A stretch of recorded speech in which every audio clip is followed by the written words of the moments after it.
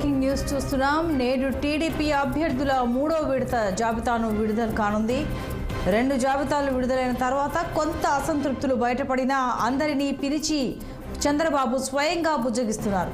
పొత్తు సీట్ల కేటాయింపులలో అనేక మంది సీనియర్ నేతలను కూడా బాబు పక్కన పెట్టారు. అయితే టీడీపీ గెలుపుకు సహకరిస్తే అధికారంలోకి వచ్చిన తర్వాత నామినేటెడ్ పోస్టులు ఇస్తామని బాబు హామీ ఇవ్వడంతో నేతలు ఇంటి దారి పడుతున్నారు.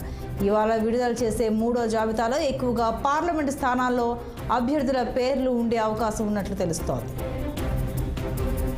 మరింత సమాచారం మా ప్రతినిధి పవన్ అందిస్తారు. పవన్, ఇవాళ టీడీపీ థర్డ్ లిస్ట్ రిలీజ్ అవుతుందని తెలుస్తోంది. ఇందులో ముఖ్యంగా పార్లమెంట్ స్థానాల్లో పోటీ చేసే అభ్యర్థుల పేర్లు ఉంటాయని సమాచారం. వివరాలేంటి?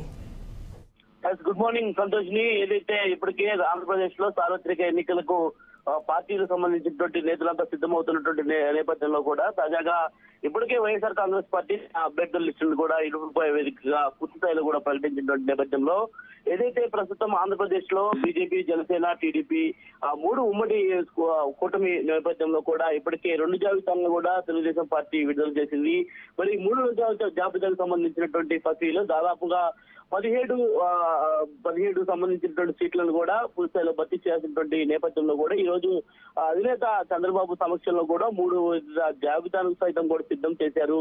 దాదాపుగా ఈ యొక్క జాబితాలో కూడా 16 అసెంబ్లీ నియోజకవర్గాలకు సంబంధించినటువంటి టీడీపీ, బీజేపీ, జనసేన సంబంధించినటువంటి ఉమ్మడి అభ్యర్థులను కూడా ఈ రోజు ప్రకటించేటువంటి అవకాశం అయితే ఖచ్చితంగా కనిపిస్తా ఉంది. మరోపక్క 17 పార్లమెంట్ కు సంబంధించినటువంటి అంశాలపై కూడా పూర్తి స్థాయిలో కూడా కసరత్తు అయితే మాత్రం జరుగుతా ఉంది. ఇప్పటికే జనసేన పొత్తుతో ఉన్నటువంటి తెలుగుదేశం పార్టీ కూడా 144 అసెంబ్లీ స్థానాలకు సంబంధించి, అదేవిధంగా 17 పార్లమెంట్ స్థానాలకు సంబంధించి కూడా పూర్తి స్థాయి కసరత్తు చేసేటువంటి నేపథ్యంలో కూడా 2 జాబితాలకు సంబంధించినటువంటి అంశంపై ఇప్పటికే కొంత అసంతృప్తులు బయటపడినటువంటి నేపథ్యంలో కూడా టీడీపీ అధినేత చంద్రబాబు స్వయంగా ఎవరైతే అసంతృప్తులు కొనసాగిస్తున్నారో వారందరినీ కూడా పార్టీ కార్యాలయాలు పిలిపించడమే కాకుండా వారిని బుద్ధిగించేటువంటి ప్రయత్నం చేసేటువంటి పరిస్థితి కూడా కనిపించింది. ముఖ్యంగా చూసుకోవచ్చు సంతోషిని, ఏదైతే తెలుగుదేశం పార్టీలో ఉన్నటువంటి క్రియాశీలక సీనియర్ నేతలను సైతం కూడా టీడీపీ చంద్రబాబు పక్కన పెట్టారని చెప్పుకోవాలి.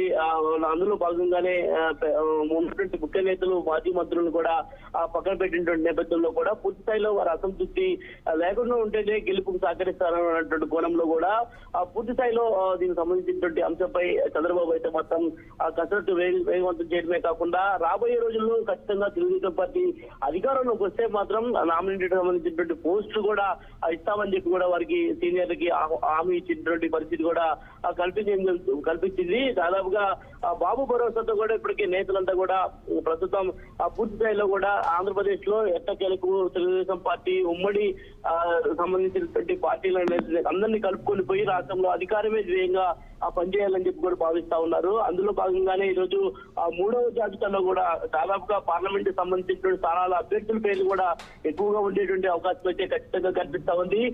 ఇటు చూసుకుంటే ముఖ్యంగా అసెంబ్లీ నియోజకవర్గాలకు సంబంధించినటువంటి అంశంపై ఏదైతే పల్నాడు జిల్లాలో ఉన్నటువంటి నసరాపేట నుంచి మాత్రం ఇప్పటి వరకు సస్పెన్షన్ గా కొనసాగించారు.